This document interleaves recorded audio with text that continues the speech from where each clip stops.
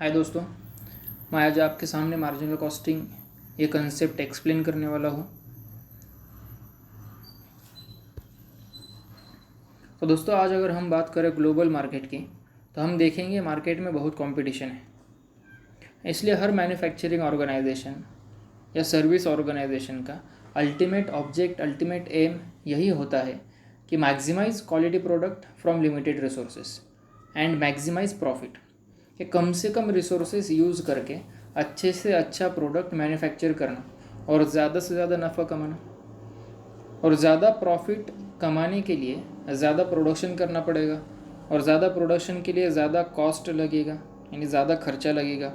और जितना प्रोडक्शन में खर्चा ज़्यादा होगा उतना ही प्रॉफिट कम होगा। इसलिए हर ऑर्गेनाइजेशन प्रॉफिट मैक्सिमाइज करने के लिए कॉस्ट यानी खर्च को कम करती है, और इसी कॉस्ट कंट्रोल करने की टेक्निक को मार्जिनल कॉस्टिंग कहते हैं। एकदम आसान कंसेप्ट है दोस्तों। मार्जिनल कॉस्टिंग ये टर्म समझने के लिए कुछ इंपॉर्टेंट टर्म्स हैं जो समझना ज़रूरी है, जैसे कॉस्ट, कॉस्टिंग, मार्जिनल कॉस्ट यानी क्या, marginal costing, then features of marginal costing हम लोग देखेंगे, एडवांटेजेस ऑफ मार्जिनल कॉस्टिंग हम लोग देखेंगे, then disadvantages of marginal costing भी हम लोग ये लेक्चर के अंदर लर्न करेंगे। So basically marginal costing learn करने से पहले मैं आपको कुछ कंसेप्ट है जैसे कॉस्ट, कॉस्टिंग, मार्जिनल कॉस्ट, ये कंसेप्ट क्लियर करवाऊंगा। सो फर्स्ट ऑफ ऑल दोस्तों, कॉस्ट की डेफिनेशन जो कि WM हार्पर ने दी है, cost is the value of resources used as a result of producing और doing the things costed, as well as cost is the total of all expenses incurred, whether paid or outstanding in the manufacturing and sale of product or giving a services। चलो दोस्तों, इसको भी समझ लेते हैं। कोई भी प्रोडक्ट और सर्विसेज मैन्युफैक्चर करने के लिए लगने वाले सभी प्रकार के एक्सपेंसेस को कॉस्ट कहा जाता है। एकदम सिंपल टर्म है दोस्तों, कि कोई भी प्रोडक्ट और सर्विस मैन्युफैक्चर करने के लिए जो भी एक्सपेंसेस लगेगा वो एक्सपेंसेस को कॉस्ट कहते हैं। The next concept is costing. Costing की डेफिनेशन दी हुई है जो आपके स्क्रीन पे है। Costing is the classifying, recording and appropriate allocation of expenditure for the determination of the cost of product और सर्विसेज। चलो इसको भी समझ लेते हैं। प्रोडक्ट और सर्विस की मैन्युफैक्चरिंग कॉस्ट फिक्स करने के लिए उस पर लगने वाले सभी प्रकार के एक्सपेंसेस को रिकॉर्ड करने के प्रोसेस को कॉस्टिंग कहा जाता है। बिल्कुल सिंपल टर्म है दोस्तों, कि जो भी प्रोडक्ट मैन्युफैक्चर करने के लिए एक्सपेंसेस लगने वाले हैं वो एक्सपेंसेस को रिकॉर्ड करने की प्रोसेस को कॉस्टिंग कहते हैं। बिल्कुल सिंपल टर्म है। Next term is marginal cost, जिसकी डेफिनेशन और कुछ इन्फॉर्मेशन आपके स्क्रीन पे दिखाई दे रही है। डेफिनेशन में यही कहा है कि the amount of output by which aggregate cost are changed if the volume of output is increased और डिक्रीज्ड बाय 1 यूनिट। बिल्कुल सिंपल टर्म है दोस्तों, चलो इसको भी जान लेते हैं। आउटपुट में या प्रोडक्शन में 1 यूनिट बढ़ जाने से उस प्रोडक्ट के टोटल कॉस्ट में जो चेंज होता है उसे मार्जिनल कॉस्ट कहते हैं। बिल्कुल सिंपल टर्म है दोस्तों, कि आउटपुट या प्रोडक्शन में 1 यूनिट बढ़ जाने की वजह से जाहिर सी बात है प्रोडक्ट के अंदर प्रोडक्शन बढ़ गया तो प्रोडक्शन की कॉस्ट भी बढ़ जाएंगी। सिंपल टर्म है कि प्रोडक्शन में 1 यूनिट बढ़ जाने की वजह से जो एक्सपेंसेस बढ़ जाएगा वो एक्सपेंसेस की अमाउंट को, उस टोटल अमाउंट को मार्जिनल कॉस्ट कहते हैं। एक एग्जांपल देता हूँ, उसके ज़रिए से हम लोग समझेंगे कि 100 यूनिट मैन्युफैक्चर करने के लिए मान लो 10,000 रुपीज़ एक्सपेंसेस हुआ, ठीक है। उसके बाद 100 के ऊपर जितने भी यूनिट प्रोड्यूस करेंगे, फॉर एग्जांपल 100 यूनिट मैन्युफैक्चर करने के लिए 10,000 रुपीज़ लगे, 101 यूनिट मैन्युफैक्चर करने के लिए 10,500 रुपीज़ लगे। 100 के लिए 10,000 लगा था, 101 यूनिट, 1 यूनिट बढ़ जाने की वजह से टोटल कॉस्ट भी 10,000 से 10,500 हो गई। तो इस टोटल कॉस्ट के अंदर कितने रुपये का चेंज हुआ दोस्तों? 500 का। तो ये 500 रुपीज़ को मार्जिनल कॉस्ट कहते हैं। ठीक है दोस्तों, आगे देखते। Marginal cost is the cost incurred by company for the additional output. Marginal cost also known as variable cost. Marginal cost को ही वेरिएबल कॉस्ट भी कहा जाता है। उसके साथ साथ marginal cost is a difference between variable cost and fix cost. जो वेरिएबल कॉस्ट और फिक्स कॉस्ट का डिफरेंस है उसको भी मार्जिनल कॉस्ट कहा जाता है। बिल्कुल सिंपल टर्म है दोस्तों मार्जिनल कॉस्ट भी। Next term is marginal costing. तो दोस्तों समझ में आ गया होगा कि कॉस्ट मतलब क्या, कॉस्टिंग का मीनिंग, मार्जिनल कॉस्ट का मीनिंग।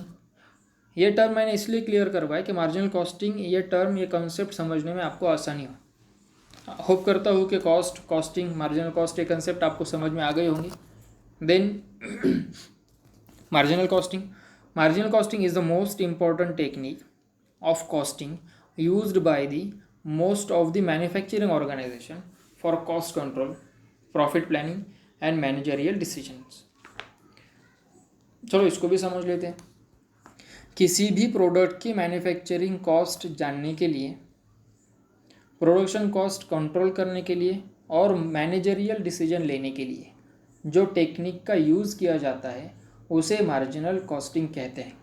देखो एकदम सिंपल टर्म है दोस्तों, समझने के हिसाब से एक बिल्कुल आसान है कि किसी भी प्रोडक्ट की मैन्युफैक्चरिंग कॉस्ट कितनी है ये जानने के लिए और उसके साथ साथ प्रोडक्शन कॉस्ट कंट्रोल करने के लिए, अगर एक्सपेंसेस बढ़ रहे होंगे तो उसको कंट्रोल करने के लिए और उसी के साथ साथ मैनेजरियल डिसीजन लेने के लिए जो टेक्निक का इस्तेमाल, जो टेक्निक का यूज़ ऑर्गेनाइजेशन करती है उस टेक्निक को मार्जिनल कॉस्टिंग कहते हैं। उसी के साथ साथ अनदर डेफिनेशन हम लोग देखेंगे कि प्रोडक्शन में एक यूनिट बढ़ जाने से प्रोडक्शन कॉस्ट में जो चेंज होता है उन चेंजेस को रिकॉर्ड करने की प्रोसेस को मार्जिनल कॉस्टिंग कहते हैं।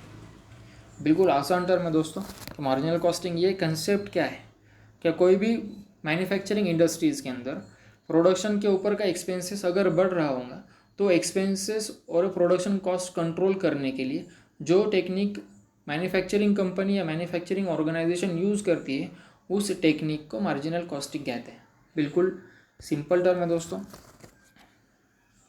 Next one is features of marginal costing. तो इसके फीचर्स देखेंगे।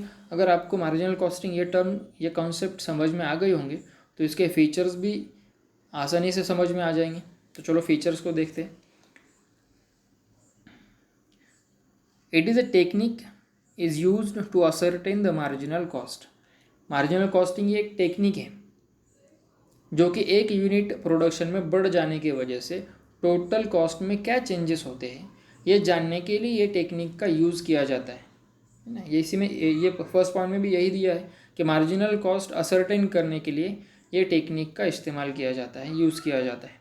Then classify all operating cost into factory, administrative and selling overheads.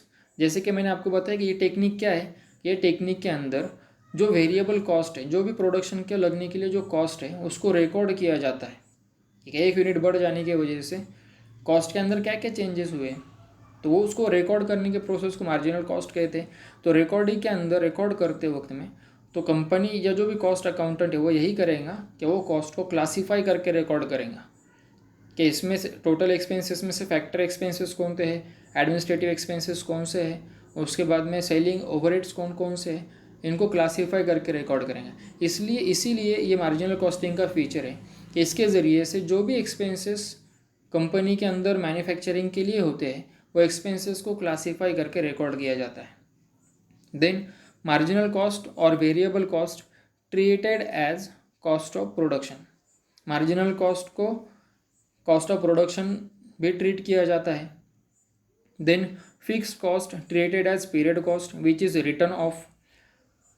Fix cost को पीरियड कॉस्ट बोल के ट्रीट किया जाता है और जो कि कॉस्ट ऑफ प्रोडक्शन के अंदर फिक्स्ड कॉस्ट इंक्लूड नहीं किया जाता मार्जिनल कॉस्टिंग के अंदर, इसलिए इसको रिटर्न ऑफ भी किया जाता है।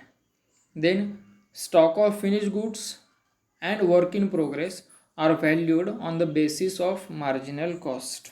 जैसे ये मार्जिनल कॉस्टिंग के अंदर प्रोडक्ट की कॉस्ट असरटेन करने के लिए जितना कॉस्ट ऑफ प्रोडक्शन है उसकी टोटल करके कॉस्ट ऑफ प्रोडक्शन डिसाइड किया जाता है। इसीलिए मार्जिनल कॉस्टिंग के अंदर फिनिश स्टॉक और वर्क इन प्रोग्रेस का जो स्टॉक है इनकी वैल्यू डिटरमाइन करने के लिए मार्जिनल कॉस्टिंग ये कंसेप्ट ये टर्म्स का यूज़ किया जाता है। सो दोस्तों ये फीचर्स ऑफ मार्जिनल कॉस्टिंग हुए।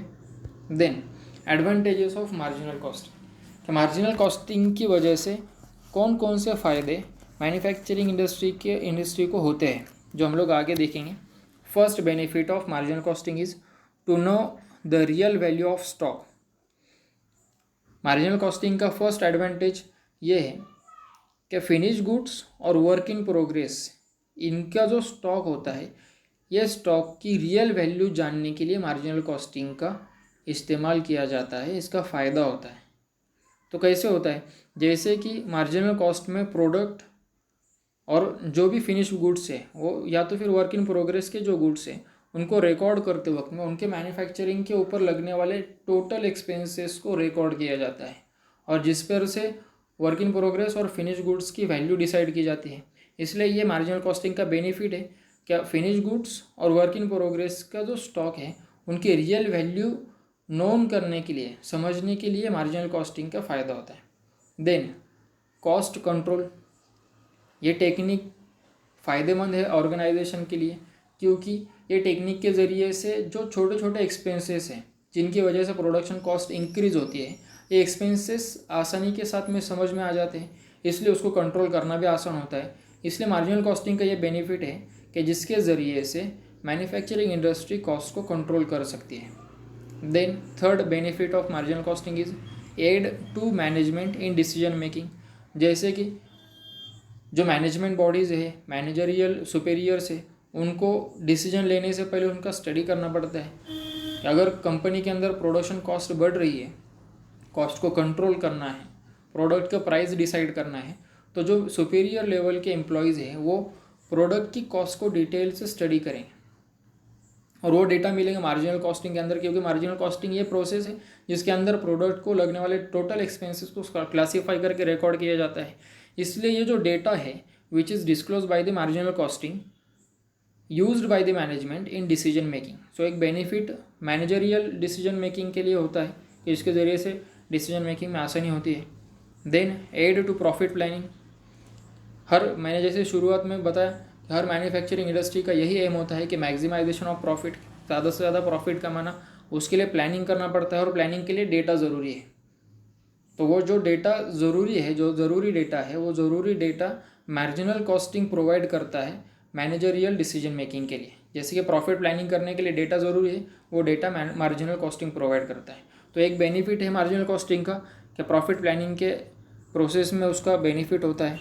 Then aid to determine selling price, selling price decide करने के लिए, कोई भी प्रोडक्ट की सेलिंग प्राइस डिसाइड करने के लिए प्रोडक्ट का एक्सपेंसेस मालूम होना ज़रूरी है, और एक्सपेंसेस कितना है, कॉस्ट कितनी है, ये मालूम करने के लिए मार्जिनल कॉस्टिंग ये मेथड है, ये टेक्निक है कि कोई भी प्रोडक्ट मैन्युफैक्चर करने के लिए कितना एक्सपेंसेस लगा।